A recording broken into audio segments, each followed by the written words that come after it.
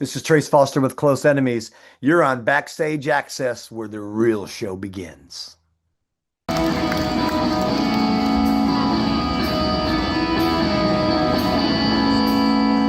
We want to welcome Trace Foster of Close Enemies to Backstage Access. Welcome, Trace. How are you? I'm fantastic. You doing all right? Good. Everything's good here. We're from calling from Buffalo, actually doing the interview. So we're actually really looking forward to the show coming up. But before we get into that, I Sure. actually want to talk about you pretty have you got a I was looking at your bio, you got a really amazing history, and I want to talk about how you get originally got into the music business and where you grew up. Okay. I grew up in Rockford, Illinois, the home of Cheap Trick, of course.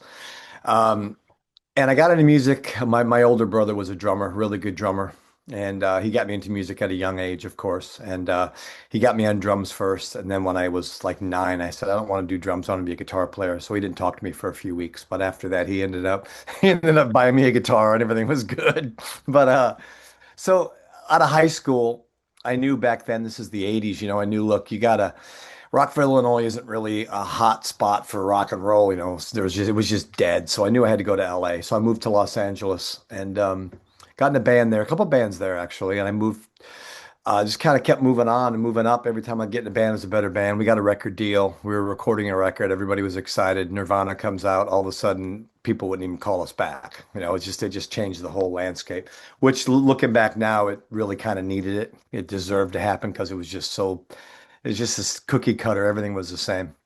But anyways, so then I was kind of kicking around LA, and a buddy of mine calls me up and said, "Hey, there's this band in the studio at A&M Records, and they're needing somebody to kind of help them out in the studio." So I was like, "All right, I got to do something." So I went into the studio, and I didn't know at the time, but I soon found out that I hear things different than most people. It's really weird. I know how to, if I hear something in my head, I can make it happen. So I'm just very good at that. I'm not the smartest, like technical person. Like I can't tear an amp apart and rebuild your amp. But if you said to me, "Hey, I want the tone that sounds like this," go over there, have a cup of coffee, come back and get ready. It'll be good to go. So I learned pretty quickly I was able to do that. So all of a sudden I became in demand. And I did some stuff with Melissa Etheridge and 1993, 2 or 3. And she said, "Hey, look, I know you're a guitar player and a keyboard player, and I want you to come on the road with me and be my guitar tech." And then I was also playing as well. So I would take care of her, tune her guitars, do a guitar change, and then every other song or whatever it was, a couple songs, show whatever, play guitar or keyboards. And so I did that for like 10 years. And that was really fun because it was very, very strenuous, as you can imagine. It was just nonstop. And so then I just, I only planned on doing that for a couple weeks. In all honesty, it was like, I'll just do this until something better comes along. And then I just kept getting more phone calls for gigs, and I got Rick Nielsen, "Hey, look, come work with me." And I said, "Okay, I'll do that." There There you you go. go. It's a no-brainer, right? I mean, it's like we're Rockford people, so it was cool. Exactly. So I was with Rick. I'm still with Rick. I still do things with Rick whenever I can. I just spoke to him a couple days ago. We're pals. We've been kicking together for 50 years now. So, um, and I just it was not something that I had planned. I really never did. I never sat down and I went, "Okay, how do I better myself in this? How do I do this? How do I just, for whatever reason, my personality and the ability to, like I said, to get sounds and to hear things really lent it to me being able to advance, all the way up to, I mean, where I am now, which is pretty crazy. If I look back from like the 15-year-old me, and then I was like, "Hey man, you're going to work for, Joe Perry and Angus Young and Ronnie Wood of the Stones," I'd be like, "What?" I'd be like, "You sure you're talking to this guy right here?" So it's weird, it's just, I pinch myself all the time. I always tell people I got permanent, bruises on my arm from pinching myself because I get it. I mean, I'm very humble and very I understand that, this is it's an honor to do this. It really is. It's fun. I remember telling Ronnie Wood one time that I felt like I should be paying him to listen to him and Keith in my ears every night playing together. It was like, as a guitar player, it was like, wow, guitar 101. This is how you do it, kids. You know what I mean? Before I So actually talk about the how you got hooked up with Stones, I want to say that I actually saw you perform already, actually. Because if you were playing with Melissa Etheridge way back in the 90s, Melissa came I did. through in 1994, played Darien Lake. I was at that show, so I I was saw you there. perform. You did. You absolutely did. That's great. That's Yeah, I cool. was there. Yep. Yeah, I was. I actually I remember all that. That was a good year for her. Yeah, it That was was fun. That was lots of fun with her because that's the only time that I've ever. I mean, our first show was at the Whiskey for like 30, 40 people, and the very last show on that tour was a sold out in the round Madison Square Garden. So I I can was see able that. to see, going from everybody in one bus to all of a sudden two buses to three buses to two trucks to three trucks. And I just watched it grow and it was so awesome. I mean, I was just like, and she's such a wonderful lady. So it was really, really cool to be part of that, Definitely. Fantastic acoustic guitar player, one of the best, Oh, underrated. when she broke into some Janis Joplin stuff at Woodstock, man, oh, Yeah, she, I can imagine. yeah, it was Uh, just like, oh. Talk about how you got hooked up with the Stones. So, I was doing Angus. I've been taking care of Angus for about 10 years now, and it's the same production management team. And I get a phone call says, "Hey, would you be interested if we dropped your name in a hat?" And I said, "Oh yeah, absolutely." And then I got a phone call again that said, "Hey, they're gonna management's gonna be calling you to set up a an interview because Ronnie's gonna go ahead and interview. He's gonna pick the people that he wants to be interviewed." So I said, "Yeah, I would love to. I mean, of course, why wouldn't you, right?" And I wasn't working Angus. We were off, so I was like, "That'll be perfect." And my phone rang about, I don't know, it was either that day or later on, that day or so, or the next day. And it's, it's a London number. So I was like, okay, it's management. And I answered the phone and it's like, "Hello, Trace, this is Ronnie Wood." And I was just like, wow, that moment All right. again where you go, this is cool. And he goes, "I just checked your resume. I looked you up online." He goes, "You're my guy. I want you to work for me." He said, "Will you work for me?" And I was like, wow, this is so great. And I said, "Man, you know I will." And we talked for about 30 minutes on the phone. And then he had me come to his hotel when I got there the first day. And we just hung out and watched TV and just, talk. Just super. All those guys are super nice. They really are super nice guys. So was I that mean, like just a couple shows, a no, tour? it was, I did that whole summer tour and then I did their record. Their Hackney Diamonds. I did the whole record. I was, Oh, okay. did guitars on that record. So I've done an Aerosmith record, an AC/DC record, and a Rolling Stones record. I mean, That, right. right? I mean, again, Exclamation point, done, bolded, dude, highlighted, underlined. the 15-year-old me is high-fiving all his buddies right Yeah. now. And they're looking at me like, "What's wrong with you, man?" I'd be like, "You don't understand. This is so great." And obviously, you were saying you work with Angus Young right now, and I mean Yep. that's doesn't get any better than that either. And I saw AC/DC actually earlier this year, and I was actually very surprised. I saw him in Pittsburgh in May. Yep. Yep. Um, how how great the show was, and I'm not saying I didn't expect it, but I've seen him enough times over the years. I expected a age drop off or whatnot. Of It wasn't course. really. I mean, it was fantastic. Brian's voice, yeah. I mean, obviously, it's not what it used to be, but it held up very well. Whose is, Very well. Yeah. Think about Yeah. it. How would you like to be 78 years old? How would you like to be 76? How would you like to be screaming, "You shook me all night long" on Hell's Bells at Yep. that age? Held up very well. Ah, Great so show. good. Angus was on fire. I was like, wow. I mean, these guys are still bringing it. That I'm hoping that the tour will be extended into the U.S. again next year. I'm hoping. I don't see why it wouldn't, in all honesty. I mean, I don't know, obviously. It's, I mean, it's the thing is that I've learned with Angus is I get so much from working with artists. I'm like the fly on the wall. That's another reason that I think as I've progressed is because I have an old saying that says if you're talking, you're not learning, and I always like to find out what's going on and how did you do this? And I've done so many records that I'm able to, with the best producers, I'm able to just kind of get into what they're doing and how they do it. That's like the most valuable lesson you can ever have. And Angus's professionalism, man, he is not going to be out there if it's subpar at all. There's no way that he would ever let that happen. So I mean, if they're clicking where you heard them, they'll be Yep. out there. As long as they are, he's going to be there, and good for them. I mean, Yep. that's it. You know, Yeah, because I mean, these like you said, these guys are getting older. Who knows to say, it could be tomorrow or next. You never know none of us when things can say. can turn, unfortunately. We're all Yeah, human. that's So, exactly. And we've only got this much of a lifespan. yeah. Like there you go. Yeah, it's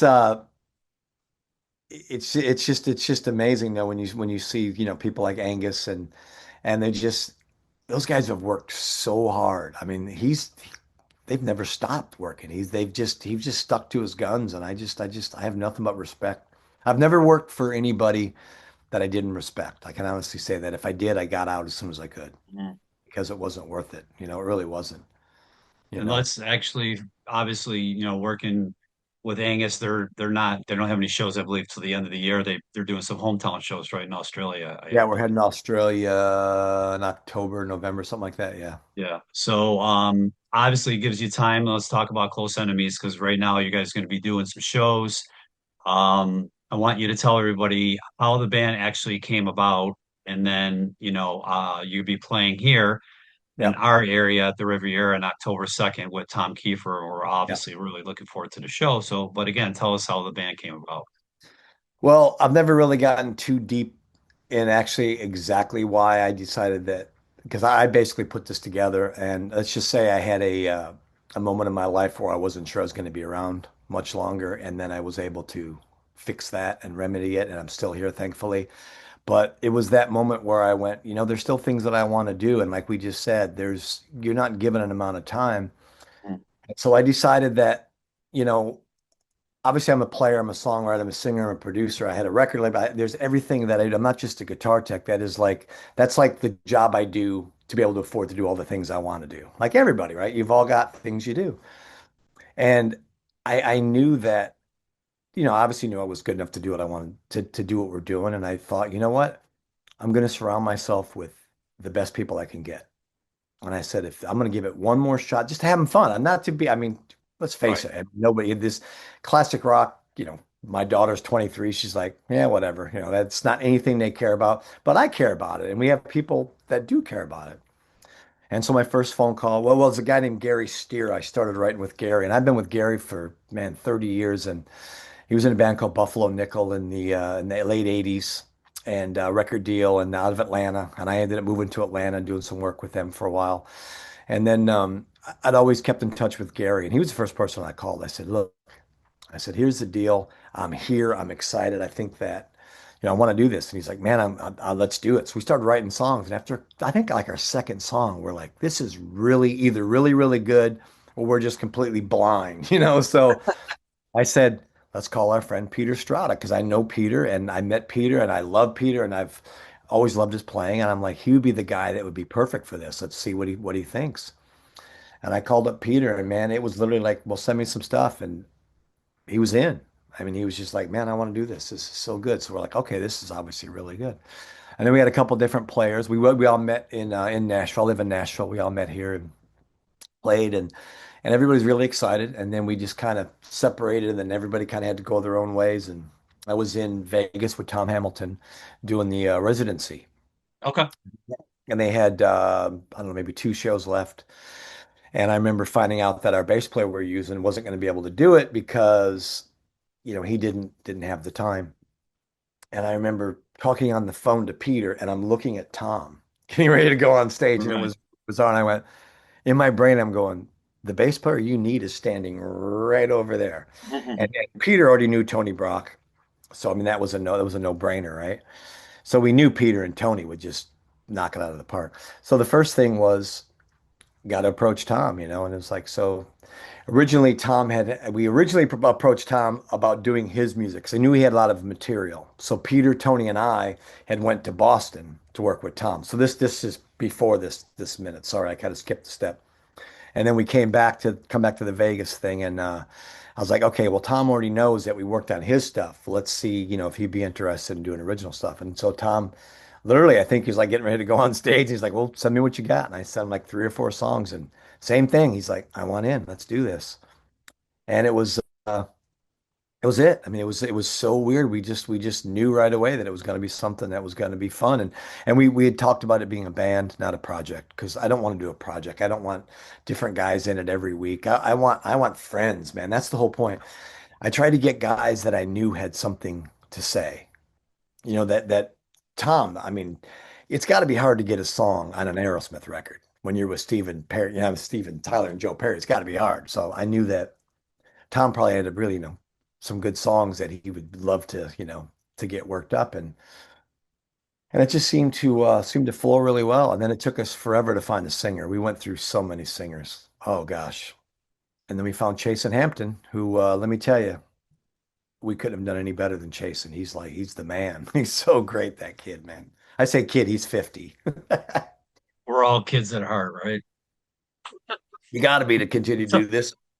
yeah, tell your 23-year-old daughter we're still kids at heart. That's why we love this music, right? That's exactly right. So good, right? But So the band I'm paying attention. You guys just released your third single a couple fifth weeks ago, I believe single, on August 8th, More Than I Ever Could. What's that? fifth single August called, 5th?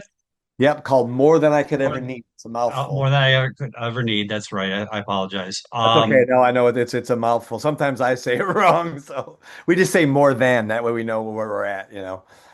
But the single just came out and it's a banger. So tell us Yeah. about the creative process with the band. You kind of told us already that, these a lot of Tom songs that are kind of being worked up. I mean, are you guys still doing that? Are you guys creating from scratch too? Is it kind of both or Well, here's the amazing thing, Gus, is we have five guys and Gary. So Gary has stayed on to write with us. He doesn't tour with us or anything because he just doesn't. So he's like our Bernie Taupin of the band, right? He's a okay. great songwriter, all that stuff. So you got six guys, five guys in the band, and Gary, our sixth member, basically, who are all songwriters. So I've never been in a project. I don't know if you're in a band, everybody gets in a room together and you play a couple cover songs and you all look at each other and they go, "You got any ideas?" And everyone goes, "No, to you." And then that's the end of it. You play some more cover songs, go home. This was like, well, I got like 74 of them. It's like, so it's amazing. The song Rain, which was our single before this one, which has just taken off. It's done amazingly well was an idea that I had. I just had a little bitty part and I brought it in that morning. I said, guys, I have this really cool idea. I don't know what to do with it. By that afternoon, it was recorded. That's how, and because we work so good together, everyone's a pro, everyone has their own idea, and we listen to every idea. We try it. If it doesn't work, we move on. We know if it doesn't work. And at the end of the day, we're just like, kids going, this is so cool. This is great. And we get together at Peter Stroud's basement. It's like I call it Wayne's World South because it looks like the set of Wayne's World from Saturday Night Live with the couch and all that. It looks just like that.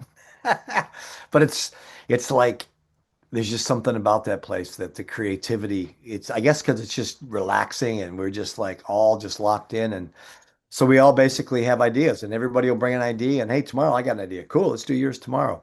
And we've done one. The More Than I Could Ever Need is Tom's song, and we actually have done one Tom song right now. And again, even if I say it's a Tom song, we should say it's Tom's idea Right, because right. everybody's idea comes in Mhm. as an idea. Like when I brought in the idea for Rain, I had no idea it was going to ever be anywhere as cool as it ended up because you don't know, right? So one person hears it one way, and you got five other ideas, and one of them is going to be like, "Wow, that's the one." These guys are so good. So there will never be. We could probably do 10 records before we were like going, "Okay, has anybody got any more ideas?" Because, and, So there's a lot of okay, so you have a lot of ideas kicking around, and unfortunately today everybody's releasing singles. It's not an LP like what yeah, we used to. You get the LP, maybe a single will come out like a couple of days or a week before. It's yeah, not done that way now. It's driven by singles, unfortunately. But for us who like the album format, um, and I'm gonna say we're hoping to get a full length LP from you guys. Is that gonna happen? it is November 7th. The Okay. digital download will be available. And Okay. we're looking at probably our whiskey show, like January 3rd, I think it is, for vinyl and actual physical copies. So we Yeah. want to kind of make that our record release party. That's the goal, and kind of make it a cool thing. And we're actually going to record that show as well, the whiskey show, for a live recording that we hopefully will release Record Store Day. And Oh, okay. yeah, so we got some cool thoughts and cool plans in motion. But November 7th, you'll be able to do a download. The record's done. I mean, we wrote those 10 songs. Oh man, probably within 3 weeks. I mean, really did. And we just decided we have to stop writing. We have probably 10 more ideas we haven't finished because we're just like, look, that'll be the next one. We're just gonna stop and focus on these because they're all really good songs. And it's hard to pick a single because we love, none of them. none of them are what we call throwaways, you know. And I get it. It's the absolute worst thing for a band, especially that you've created this amazing LP. You remember going into stores when you pick it up and you go, Look and yeah, and whatever, flip it you'd around. You're read the right. liner notes Yep. and you'd put it on and you would listen to it and you'd flip it over and you'd do it again and your Yep. mom would be going, it's dinner time. And you're like, not yet. I'm going to read it and do it Mhm. one more time. It was so intense, right? That whole feeling was intense. And now I tell my daughter all the time, speaking of her, it's just not there like it used to be. You know, it's sad, but you know, they don't know. To them, it's the phone and it's The a fast. disposable society. That's what it is, Yeah, I unfortunately. mean, you know what I'd rather have in all honesty, man? Give me my answering machine and my pager. I'm good. Take me back to that time. I'm good. So, let's talk about too. That I mentioned it earlier that you were here way back in the early 90s playing with Melissa Yeah. Etheridge, and I'm not sure if you actually have any cool Buffalo stories to share or Western New York or the Oh, you want to hear the surrounding best part? Yeah, I areas. do. I I want will. I was gonna say if you have one, please share it. This is the greatest Buffalo story of all. I met my wife in Buffalo. Ah, there you go. Sitting at the bar in a hotel. I walked in to check in. She's sitting at the bar. I'm walking towards the check-in with Melissa. I turn to the left and I ask her if she knows any rock clubs, and she says, no, but if you find one, I'll go with you. And now she's my wife. And I have to ask, what bar was that? It's the Or hotel. She'll tell you the hotel bar, the day, the minute, everything. or the hotel? Was it the And the Hyatt? hotel's still there. The Hyatt. Exactly. That's the one. Yeah, I was gonna say that was the main where all the Yep. bands stayed for years. It's a little different now. There's a lot more hotels down there, but for years everybody pretty much stayed at the Hyatt. So we So went to Jim Kelly's, of course. Jim Kelly's. I don't the think that's Network, that is was only there a short time, but yeah, right around that time he had the bar And then called she took Network. me to the Yep, Anchor Bar, so I got to yep. experience the. And then we went and ended up seeing some reggae bands, which were amazing. I mean, it's so Buffalo holds a very, cool place in my heart, man. I love it. Well, It's amazing. I mean, just like you said, just to still be able to do this many years later. That's 31 years ago. 1994. Yep, I Wow. remember. I don't remember the day of the show, but I remember going there. So it was yeah, Is Darien Lake still there? it is. I was just there last week. I actually saw Blink 182. Love that venue. So I was there. All right, so I'm gonna actually get to wrap up here. So close enemies. We talked about the release, we talked about the singles. Now we're gonna talk about you guys live. Like when Yep. somebody actually comes to see you guys live, what can they expect? I'm going to tell you something that's really, and this is not cocky or anything like that at all. Because, like I said, we are all very, very humble people. We have yet to read a bad review about our live show, and I don't know why. It's not something that we intend on doing, but for whatever reason, we have this really good camaraderie on stage where we just have fun, and it shows. I guess all the reviews are always saying those guys have so much fun. You can tell Tom's always smiling, and and it's come to our show and just I think you're going to leave there and very happy and very hopefully very drained of all your energy because it's for us it's very intense. And then all we're trying to do is, we're not saving the world, man. We're just trying to get an hour and a half of your life where you can just forget about everything else just for that, a little bit of time and before you have to go back into the craziness of it all. But yeah, man, I mean, for this show, we're with Tom Kiefer in Buffalo, aren't Yep, we? I think. Yeah. So correct. Tom it'll be Kiefer will be headlining, and you guys will be opening up the show at the Riviera, which I was going to say October 2nd, which is in about 3 weeks, I believe, something like that. 16 days, I think it is. Yeah, so it's coming. Um, and this is the first show of the run, 18 correct? days. Oh The tour yeah. you guys So first show. we're doing six East Coast Yep, shows. We're doing Buffalo, and then we go to uh, Stone Pony, which is very cool, very iconic. yep, And then we're going to go to Daryl's house, yep, which we had to cancel. We were supposed to do that in January, and then we had bad weather in Atlanta, and those guys got snowed into Atlanta.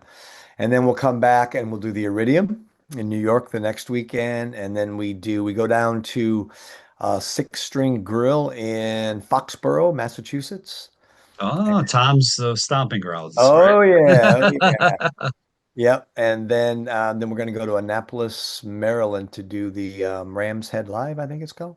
This is all Yep. from memory, so this is pretty good. That's yeah, pretty good. There you laid it out. When you guys actually get to the Riviera, it's an amazing place. It's been around forever, and you're gonna love it. It's a really cool theater and gives you that old school vibe, but it's actually also has a brand new like a bar area when you walk in. So you guys are Wow. gonna love it. Yeah, I'll tell you what, we've only done one show with Tom so far, and it's like it's been amazing. I mean, I hope that we can eventually line up some more shows with him, and it's a very cool bill, I think. I think it works really well. absolutely. You So let me know. So you're coming to the show, right? absolutely can't wait. Been looking forward to it for a while. I think tickets went on sale months ago. So yeah, looking forward to when I saw actually the listing and I look at the, sometimes people don't pay to the openers or Sure. whatnot. And then I'm looking at it and I'm like, no way. So I had to double check to make sure that was right locked on.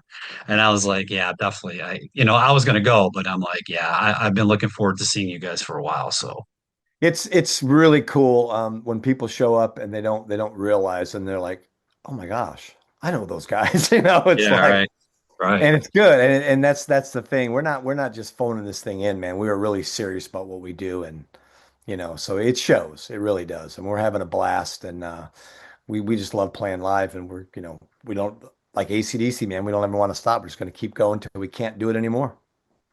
All right. Well, Trace, I want to thank you for coming to Backstage Access. I appreciate it. Good luck with the show.